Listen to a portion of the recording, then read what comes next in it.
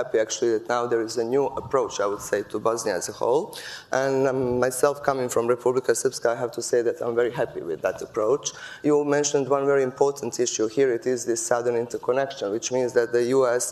finally, and first time ever, I would say, has this economic approach because they want to implement economic projects. And it's not only federation, like, currently they speak about the other entity, which is federation, that the project is going to be implemented.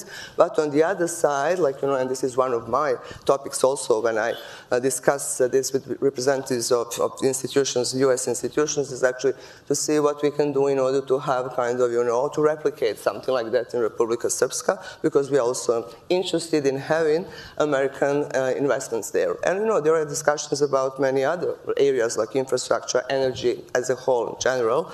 And I would say that I'm optimistic. But, this new approach means also that the U.S. now is now approaching all of us and putting all of us on equal terms. And I think this is something very good and very beneficial.